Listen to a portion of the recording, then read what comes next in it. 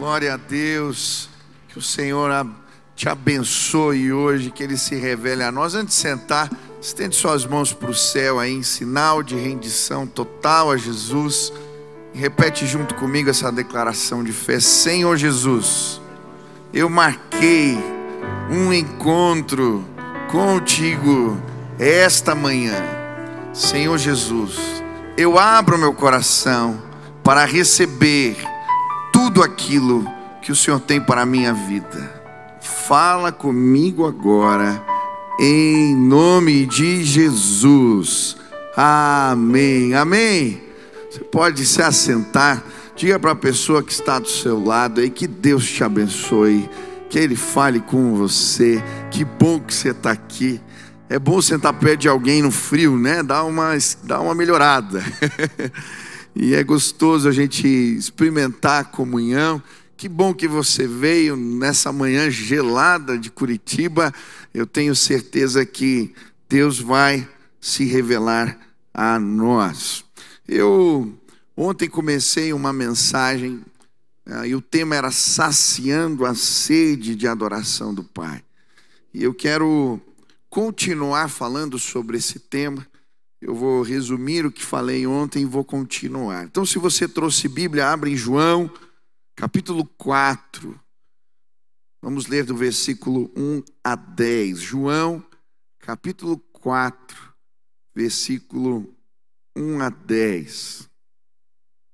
Diz assim a palavra do Senhor.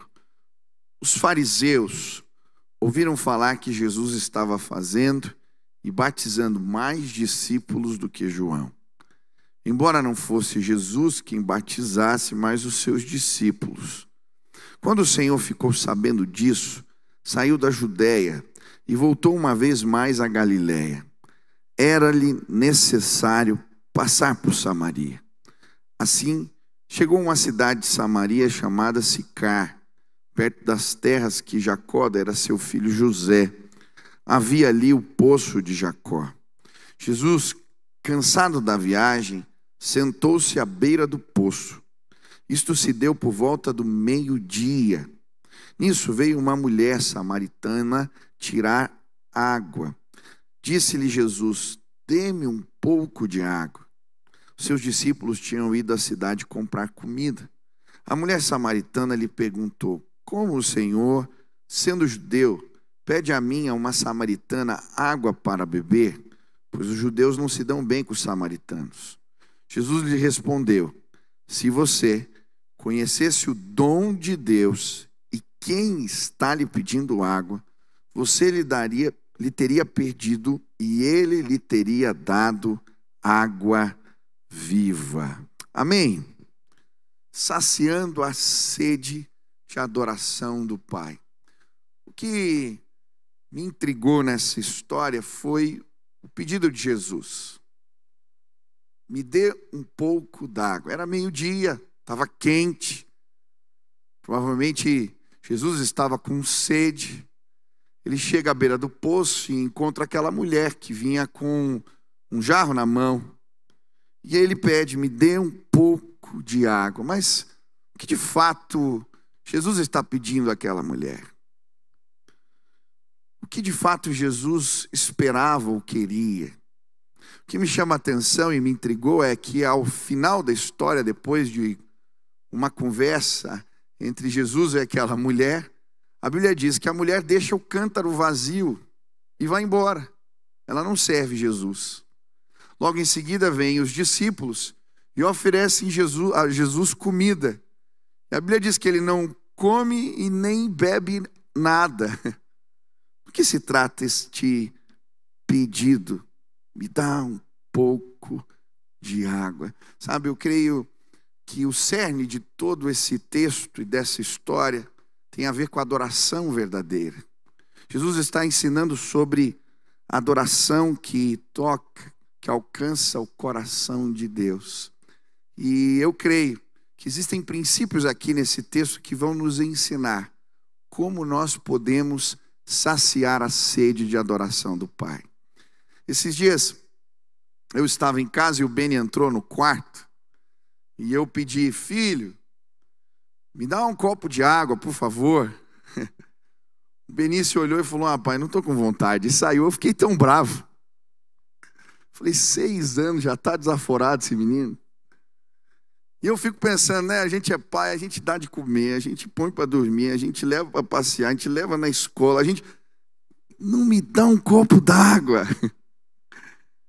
E muitas vezes nós, como filhos do nosso Pai Celestial, não entendemos o que Ele quer, qual é o propósito maior, o que Ele espera de nós. Jesus está pedindo apenas um copo d'água. Quantos querem saciar a sede e a adoração de Deus? Eu quero te ajudar a fazer isso hoje.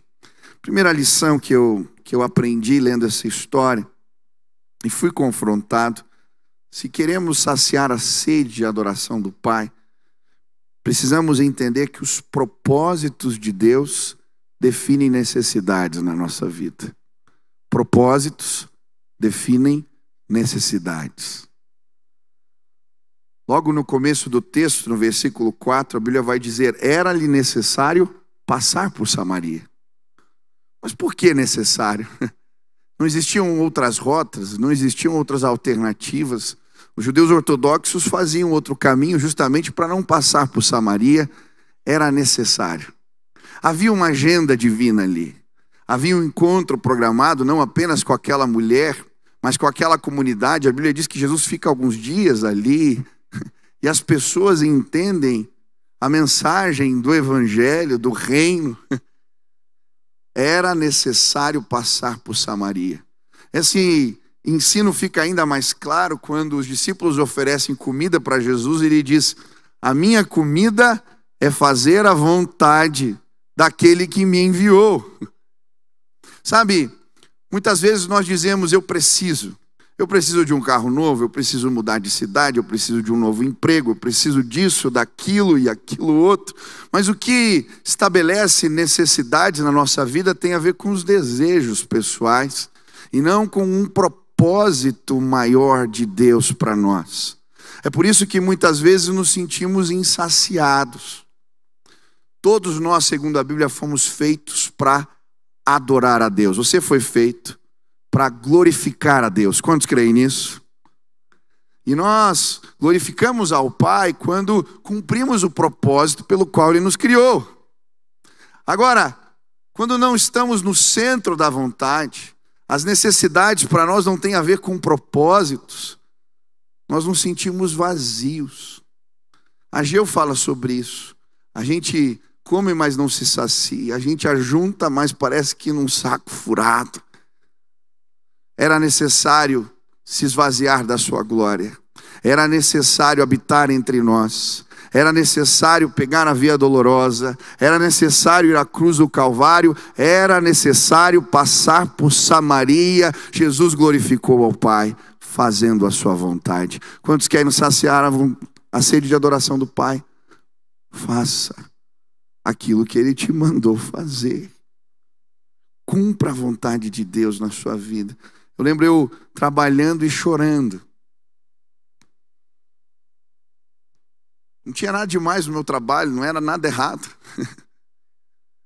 Eu consegui comprar meu carro, conseguia juntar o dinheiro, mas eu lembro, tinha um chamado, tinha um propósito. Era necessário abandonar aquele para que eu me sentisse saciado e glorificasse o Pai. Qual é o propósito de Deus? Qual é a vontade do Senhor que você tem negligenciado? As tuas necessidades têm a ver com propósitos maiores. Em nome de Jesus, se queremos saciar, precisamos deixar os propósitos de Deus nos conduzir. Segunda lição que eu aprendo aqui, eu vou falar rapidamente porque são 7, senão você não vai, vou atrasar o culto que vem. A segunda lição é entendermos a honra do convite. No versículo 10, Jesus lhe respondeu: se você conhecesse o dom de Deus e quem lhe está pedindo água, você lhe teria pedido e ele lhe teria dado água viva. Nós saciamos a sede de adoração do Pai quando entendemos a honra do convite. É sobre isso que Jesus está falando. Olha o privilégio. Se você percebesse o dom de Deus, a graça de Deus, quem está lhe pedindo água, quem está te convidando a servi-lo, você se sentiria honrada. E muitas vezes esquecemos da honra, do privilégio do convite de Deus para nós. Jesus vai contar 2 histórias para nos lembrar disso. Mateus 22, ele fala das bodas do cordeiro, de uma festa, de um casamento, onde o rei chama os convidados, seus servos, seus súditos, mas cada um tem uma desculpa diferente e não aparece. Então ele manda ir na rua pegar as pessoas. Alguns vêm preparados, mas outros mal vestidos.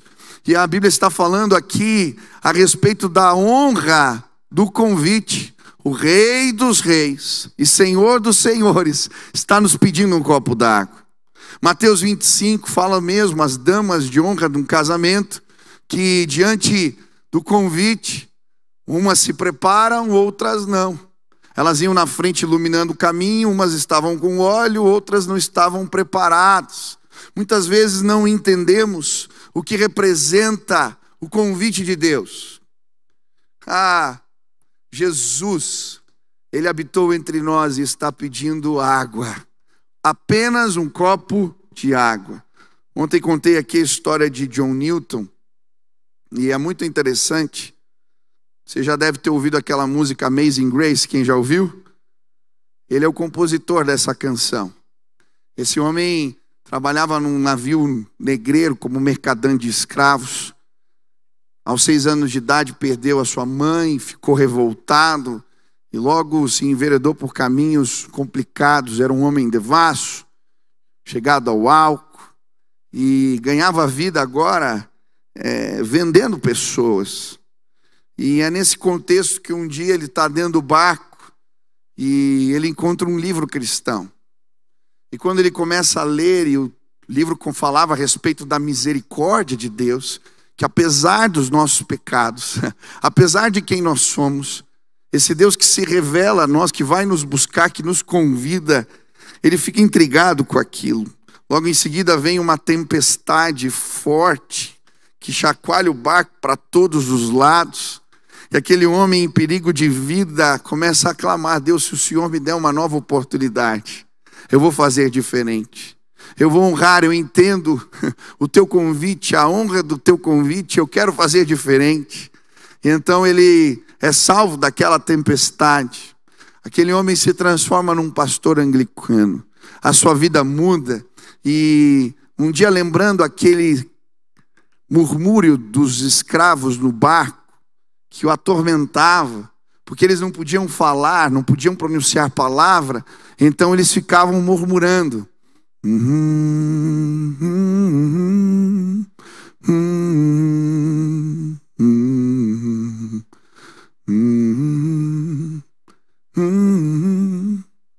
Ele pega o lamento e escreve a canção. Graça maravilhosa, como é doce o som. Que salvou um miserável como eu. Eu estava perdido, mas agora fui encontrado. Era cego, mas agora vejo. Aleluia. Mulheres pecadoras, como aquela. Homens devassos, gente como eu e você. Somos privilegiados, porque Ele nos pediu um copo de água. Quantos querem saciar a sede e a adoração do Pai? Lembra de onde Ele te tirou. Lembra onde Ele foi te buscar. Lembra a honra do convite. Se você soubesse quem é que te pede um copo d'água. Talvez você agiria como aquela mulher, Maria Madalena, que se lançou aos pés. Jesus a tinha libertado de demônios e ela agora não poupa esforços para reconhecer e honrar o convite de Deus. Você tem um vaso de alabastro, você pode saciar a sede do Pai. Terceira lição, exclusividade. Se queremos saciar a sede da adoração do Pai, precisamos entender que Ele pede a nós exclusividade. O texto vai dizer no versículo 16, Ele lhe disse: vá, chame o seu marido e volte. Não tenho marido, respondeu ela. Disse-lhe Jesus: você falou corretamente, dizendo que não tem marido. O fato é que você já teve 5, e o homem com quem agora vive não é seu marido. O que você acabou de dizer é verdade. Sabe, ainda que essa conversa revelasse a história complicada desta mulher, existe um paralelo muito interessante nesse texto com a história do povo samaritano. Em 2 Reis, capítulo 17, do versículo 24 a 41, a Bíblia vai nos mostrar essa história. O reino havia se dividido, o reino do norte, reino do sul. A capital do reino do norte, Samaria. E por causa da idolatria, o povo samaritano, o reino do norte, é primeiro levado ao exílio pelos assírios. Não pelos babilônios, mas pelos assírios. E a estratégia do governador assírio para conquistar os povos era misturá-los. Então ele pega 5 outros povos e mistura com os samaritanos.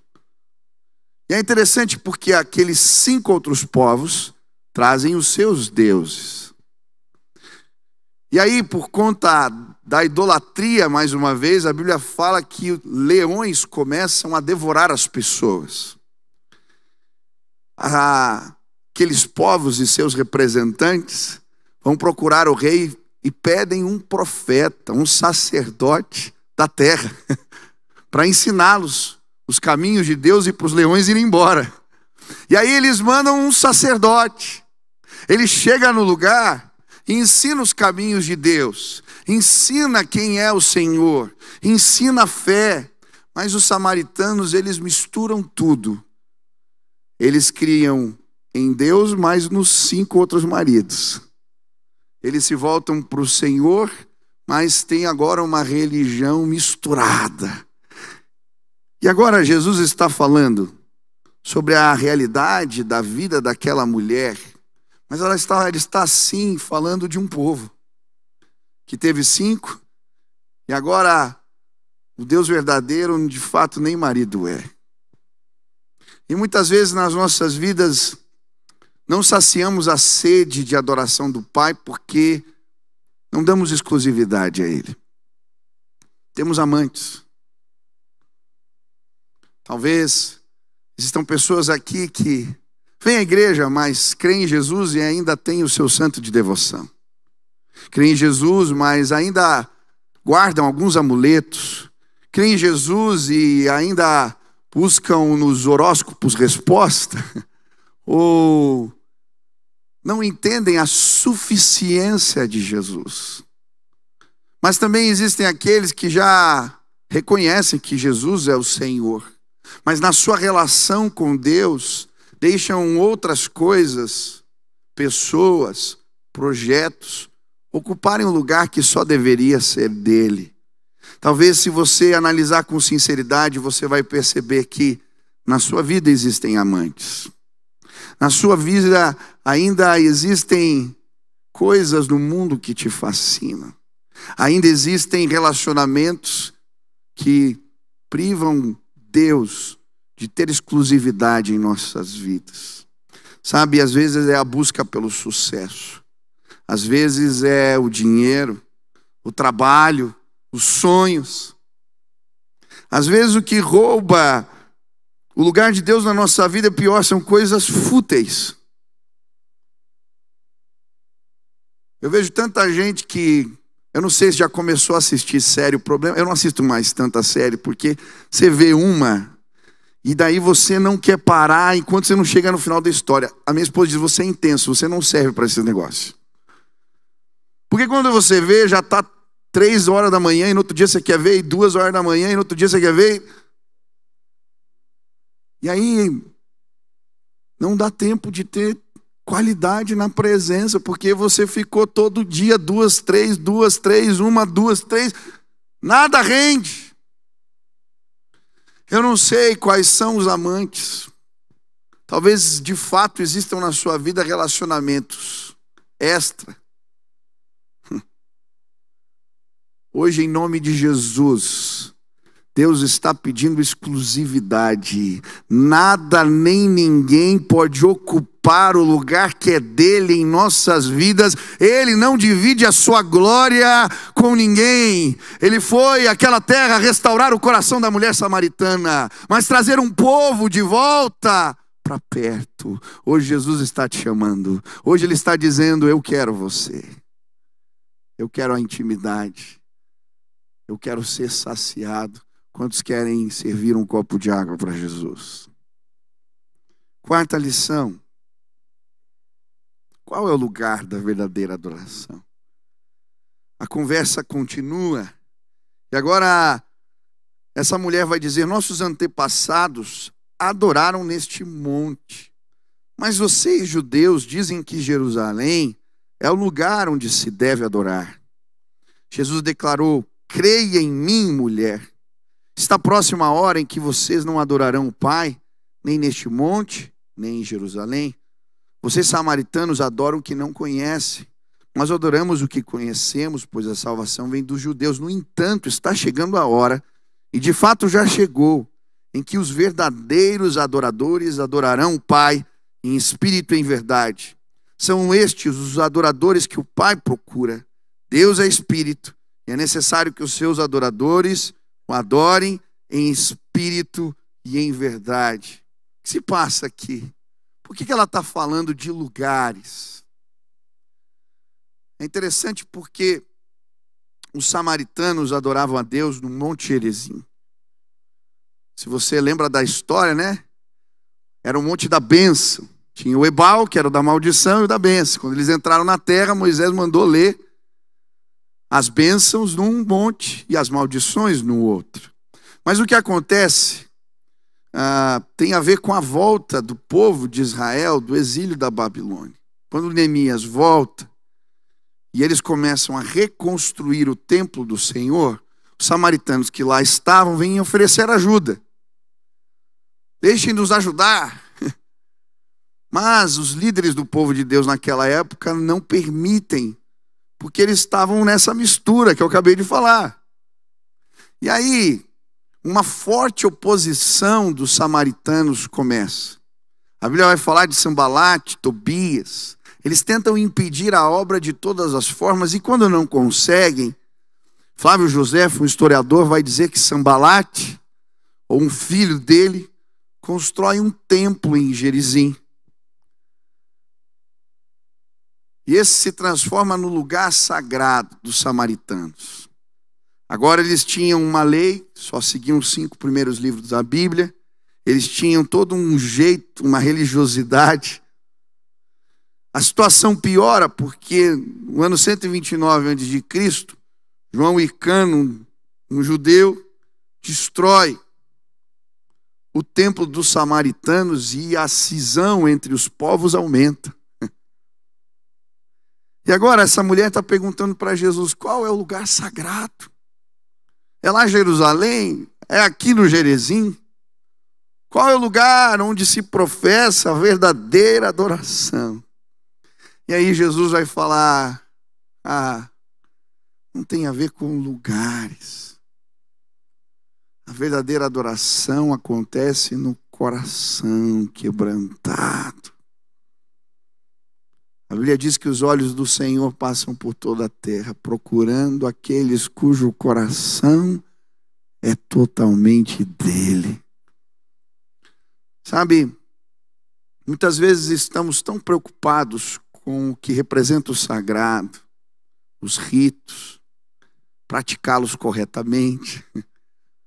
Faço a reza direitinho, a oração, eu leio correto, eu vou, eu conto. E eu esqueço que o mais importante não tem a ver com o lugar físico, ou o que representa talvez o rito ou o sagrado para mim, mas tem a ver com o coração completamente entregue no altar do Senhor. Jesus conta até uma parábola para explicar isso. A parábola do publicano e do fariseu. Enquanto um chega e ele sabia fazer tudo certinho, a oração certinha, ele sabia a maneira de falar. O outro chega com o coração quebrado. Na sua simplicidade fala: Deus, eu preciso do Senhor. Sabe, eu creio que Deus quer nos levar a este lugar de entrega total e verdadeira ao Senhor. Eu lembro, eu orava na garagem de casa e um dia um médico alugava a vaga de carro, a vaga de garagem dele para pôr o carro. Ele me viu orando lá no meu buraco na garagem e parou pertinho. O que você está fazendo? Eu estou orando. Mas você ora aqui? Falei, oro. Aí ele ficou tão intrigado, ele parou o carro e veio na minha direção. Ele falou, mas como que você consegue orar? Eu falei, é que eu oro aqui porque eu sou um pouco barulhento e eu gosto de tocar violão e normalmente eu oro tarde. Daí é um jeito de não incomodar ninguém. Aí eu vim para cá. Ele falou, mas Deus se revela para você aqui no meio dos carros? Eu falei, sim. Ele falou, não acredito. Eu falei, mas por que você não acredita? Ele falou, não, porque eu estava tão desejoso de ter uma revelação de Deus na minha vida, que eu fui procurar os lugares sagrados. Eu falei, onde você foi? Ele falou, eu fui, comprei uma passagem para o Vaticano. Eu e o meu irmão, nós somos lá. E eu fui em todos os templos. Aí ele começou a citar o nome dos lugares que ele foi, as capelas, os monumentos. E eu não encontrei Deus lá. E aí falaram que ia ter uma missa, que o Papa ia estar presente. E eu falei, eu vou lá, porque eu vou encontrar Deus. Aí eu olhei para ele e falei, pode parar. Você gasta um dinheiro danado para procurar Deus em lugares. Eu pego o elevador, venho na garagem e ele fala comigo. Ele disse, me explica mais. Deixa eu te explicar mais. Não tem a ver com lugares, nem com pessoas. O que Deus quer é um coração quebrantado e desejoso. E quando nos entregamos para viver o que Ele ensinou, para viver os seus preceitos. Eu conheço a palavra de Deus. A gente só conhece quando vive. Não tem a ver com uma leitura. A palavra é viva. Ela é vida em nossas vidas. Muitas pessoas se enganam, acham que conhecem a letra. Jesus é o caminho, a verdade e a vida. Ninguém vem ao Pai, senão por Ele. Hoje eu quero te apresentar o Verbo encarnado. O culto verdadeiro tem a ver com o conhecimento de Deus, viver os valores. Quantos querem entregar um copo de água para Jesus? Teu coração é o lugar que Ele procura.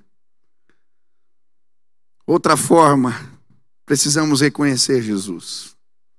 Aquela mulher, no meio da conversa, diz, eu sei que o Messias está para vir. Quando Ele vier, ele explicará tudo para nós. Então Jesus declarou, eu sou o Messias. Eu que estou falando com você. Sabe quando saciamos a sede de adoração do Pai? Quando reconhecemos quem Jesus é. Ele é o Messias, palavra Meller, o rei prometido, Christos, no grego, ungido de Deus, tem a ver com o prometido. É muito interessante como João apresenta Jesus. Ele vai usar vários títulos, logo no primeiro capítulo, para apresentar quem Jesus é. Ele é o Verbo encarnado, Ele é o Filho do homem, Ele é o Mestre, Ele é o Messias, Ele é o Cordeiro de Deus. E aí termina ainda a história, Jesus sendo apresentado para Natanael, e aí quando ele está na conversa, eu te vi debaixo da figueira, Natanael fica estupefato. Como é que ele sabe onde que eu estava? Como é que ele sabe da minha história? E aí Jesus fala, você vai ver coisas maiores. Os anjos subindo e descendo sobre o Filho do Homem. Eu sou a escada que revela a glória de Deus. Jesus é tudo isso. Esses dias eu cheguei na sala de televisão e as crianças estavam ouvindo uma música. Era um louvor. Eu cheguei bem na hora que estava assim, tem fogo nos olhos, e eu não imaginava que era tão lindo assim. As crianças não sabem o que de fato ele está falando, mas a música está falando de um encontro de João com Jesus. Quando o Cristo glorificado aparece para ele, e ele tem fogo nos olhos. E diante da revelação de Jesus, ele cai prostrado como morto, não consegue se levantar, porque Jesus é o Rei da glória, Ele é o Senhor dos senhores, e a adoração verdadeira passa por Ele. Quando entendemos quem Ele é, quando entendemos a sua mensagem, quando nos relacionamos com Ele, hoje eu quero te convidar a saciar a sede de adoração do Pai, mediante ao encontro maravilhoso com Cristo. Eu lembro de uma vez, no final de um culto, alguém veio me pedir para orar por uma jovem, ela estava muito perturbada. Durante a oração e a conversa, eu lembro que ela compreendeu que Jesus estava se revelando a ela ao longo da sua história. E ela foi lembrando um dia, ela estava numa situação perigosa, ela ouviu uma voz numa árvore, e ela saiu correndo, e Deus a livrou. Ela não sabia que voz era aquela, ela foi contando várias histórias e enquanto orávamos ela entendeu, era Jesus. Foi Jesus que me chamava na árvore, foi Jesus que me livrou da morte, foi Jesus que foi me buscar. E naquele dia ela entendeu o recado de Deus, o que representa o Evangelho de fato. Se queremos saciar a sede da adoração do Pai, precisamos ir a Jesus. Quantos querem a presença dele revelada em suas casas? Quantos querem um relacionamento com ele? Ele tem fogo nos olhos e é lindo, é maravilhoso. Adoração não tem a ver só com ritos e formas e liturgias. Tem a ver com um encontro com o Cristo maravilhoso que nos transformou. Paulo falava disso com muito entusiasmo. Você vai ver na Bíblia, Atos 9 apresenta a experiência dele com Jesus, mas depois ele repete, ele conta em outros lugares. Por quê? Porque ele viu Jesus glorificado e era tão brilhante que ele ficou cego. Ele foi levado pela mão na casa de Simão, e ali Ananias vai o visitar, ora por ele, escamas caem dos seus olhos. Ele está dizendo, eu vi o Cristo glorificado, aleluia. Mas o que me chama a atenção é que ele quer ir à presença, ele quer conhecer, e o Senhor lhe dá experiências novas. Cristo se revela outras vezes na história de Paulo. Eu quero te levar a este lugar. A comunhão com Cristo é o lugar da adoração verdadeira. Quantos desejam reconhecê-lo? Ele está te pedindo um copo d'água. Mas a adoração verdadeira também tem a ver com apresentar Jesus para os outros. O versículo 39 diz, e muitos dos samaritanos daquela cidade creram nele, pela palavra da mulher que testificou. Disse-me tudo quanto tenho feito. Indo, pois, ter com ele, os samaritanos rogaram-lhe que ficasse com eles. E ficou ali 2 dias, e muitos mais creram nele por causa da sua palavra. E diziam à mulher, já não é pelo teu dito que nós cremos, porque nós mesmo temos ouvido e sabemos que este é verdadeiramente o Cristo, o Salvador do mundo. Aleluia! Saciamos a sede de adoração do Pai quando contamos a história do Cristo revelado para nós, para os outros.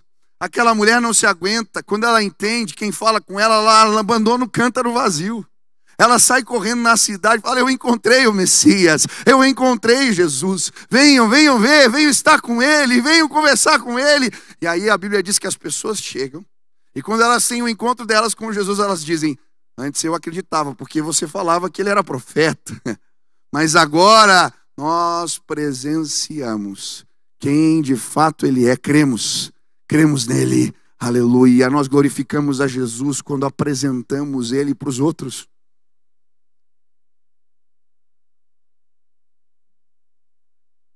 Sabe, Deus tem me incomodado muito, porque a maioria de nós, o evangelismo não é parte intencional da nossa vida e da nossa devoção. Nós adoramos, sim, saciamos a sede do Pai, quando entregamos a vida para glorificá-lo, apresentando Ele para os outros. Evangelismo tem a ver com... Não, meu irmão, tem a ver com glorificar ao Pai. E eu quero te dizer algo, você não tem saciado a sede e adoração do Pai nessa área. Muitos de nós. Não somos intencionais. Não levamos pessoas.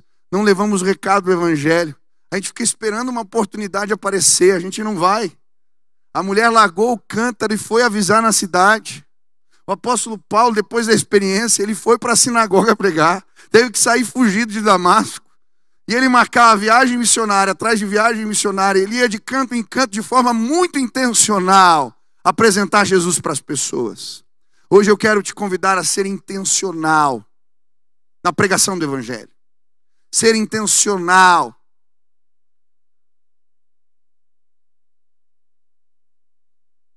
Eu lembro quando comecei a célula, nós fizemos listas. Tem muita gente que não entende o projeto da célula, porque ele é voltado para você. O projeto da célula é voltado para a gente alcançar essa cidade para Jesus. E aí você vai fazer a lista dos teus vizinhos, dos teus amigos que não conhecem, talvez eles não venham na igreja, mas na tua casa eles vão. E aí quando você convida eles, você vai falar o que Jesus fez na tua vida lá. Comecei de novo, ano passado, eu, minha esposa e um casal. Nós fizemos a lista dos convidados, eram vizinhos, amigos, pessoas que não conheciam Jesus. Na segunda célula já tinha 15 pessoas.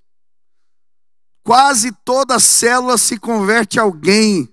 E a alegria vem porque existe um projeto de evangelismo intencional. Há quanto tempo você não ganha ninguém para Jesus? Há quanto tempo você não traz alguém contigo na igreja? Há quanto tempo você não vê alguém descendo as águas que você ministrou a palavra? Precisamos ser intencionais. Quantos querem saciar a sede e adoração do Pai?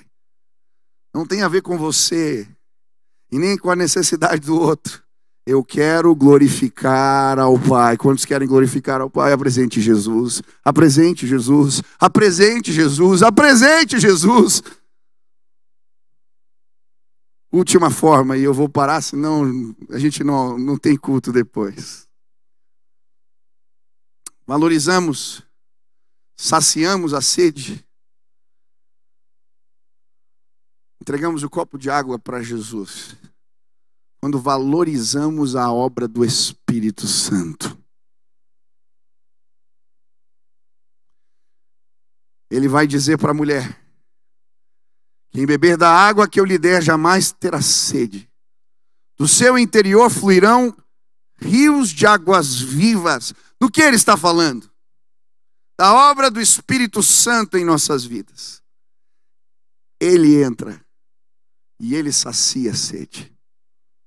Sabe, muitas vezes queremos adorar o Pai, glorificá-lo, fazendo coisas para Deus, ou tentando viver os projetos de Deus. Mas ei, até para adorar o Pai, entregar algo significativo para Ele, precisamos da ação do Espírito em nossas vidas. Não somos capazes de viver o Evangelho, não somos capazes de vencer o pecado, não somos capazes de agradar a Deus. Mas quando o Espírito de Deus age em nós, Ele nos regenera, Ele nos convence do pecado, da justiça e do juízo. Ele, sim, desperta as qualidades de Deus em nós, o fruto do Espírito: amor, longanimidade, mansidão, domínio próprio, alegria, paz, amor. Ele nos capacita e derrama os dons do Espírito para realizarmos a obra. Sim, precisamos valorizar a obra do Espírito Santo se queremos glorificar ao Pai. Nada que eu e você possamos fazer sozinhos é capaz de trazer glória. Mas se você clamar por um derramamento do Espírito, do seu interior fluirão rios de águas vivas. Eu estava lendo a história de Moody e me chamou a atenção. Duas senhoras que sempre assistiam os seus cultos vêm procurar ele no final um dia e dizem: você precisa da obra do Espírito, da plenitude do Espírito. Ele fica intrigado com aquilo e não leva a sério o pedido das mulheres. Passado um tempo, ele está indo pregar numa conferência e alguém lhe toca no braço e lhe diz: jovem, quando falar outra vez, glorifique o Espírito Santo. Ele fica tão incomodado que vai ao seu quarto e começa uma busca pessoal por um derramamento de Deus na sua vida. Quando ele está ali, ele diz que é visitado de tal maneira que tem coisas, assim como Paulo, que ele não arrisca contar. Deus o enche do Espírito Santo. Nos seus diários ele conta: eu fui pregar os mesmos sermões na conferência que costumeiramente eu pregava. Só que naquele dia, em vez de poucas pessoas se entregarem ao apelo, centenas vieram, porque o Espírito operava nele. Do seu interior fluirão rios de águas vivas. Eu quero ver, sim, pessoas sendo transformadas, impactadas. Eu quero, sim, derramar minha vida numa oferta de louvor. Eu preciso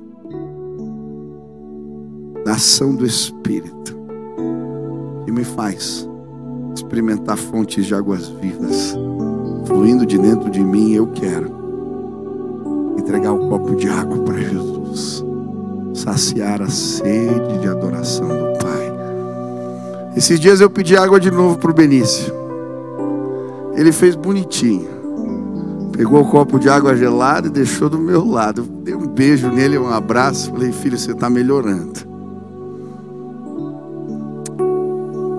Hoje eu quero dizer: você pode melhorar também. A verdade é que na nossa devoção, às vezes deixamos escapar algumas coisas.